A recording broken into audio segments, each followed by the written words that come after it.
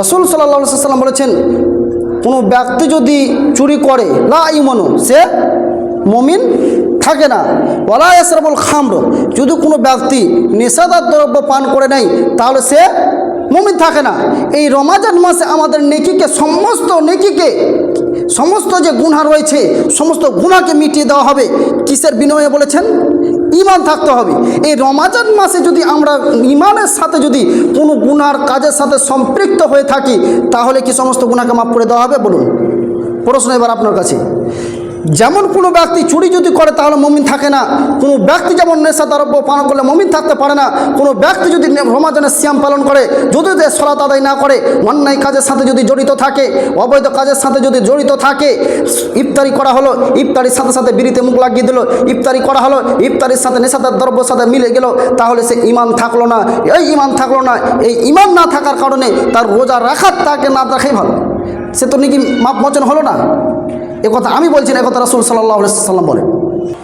আন আবি হুরায়রা রাদিয়াল্লাহু আনহু قال رسول الله صلى الله عليه وسلم, আবু হুরায়রা রাদিয়াল্লাহু আনহু বর্ণিত, তিনি বলেন, নবী করিম সাল্লাল্লাহু আলাইহি ওয়াসাল্লাম বলেছেন, মান সামা রমাদানা ঈমানান ওয়া ইহতিসাবান গুফিরা লাহু মা তাকাদ্দামা মিন জানবি। আবু হুরায়রা রাদিয়াল্লাহু আনহু বর্ণিত, তিনি বলেন, নবী করিম সাল্লাল্লাহু আলাইহি ওয়াসাল্লাম বলেছেন, কোনো ব্যক্তি যদি সওয়াবের আশায়, নেকির আশায় রমাদানের সিয়াম পালন করে, মা তাকাদ্দামা মিন জানবি, তাহলে তার সমস্ত গুনাহকে মাফ করে দেওয়া হবে। এবার দেখেন, কোনো ব্যক্তি রোজা রাখলো ঈমানের আশায়, সওয়াবের উদ্দেশ্যে, তাহলে তার আগের এবং পিছনের সমস্ত গুনাহকে মাফ করে দেওয়া হবে। এবার বলুন, মান সারাকা ওয়ালা ইয়াসরাবুল খামরা, রাসূল সাল্লাল্লাহু আলাইহি ওয়াসাল্লাম বলেছেন, কোনো ব্যক্তি যদি চুরি করে লা ইমানু, সে মুমিন থাকে না। ওয়ালা ইয়াসরাবুল খামর, যদি কোনো ব্যক্তি নেশাদার দ্রব্য পান করে নেয় তাহলে সে মুমিন থাকে না। এই রমজান মাসে আমাদের নেকিকে,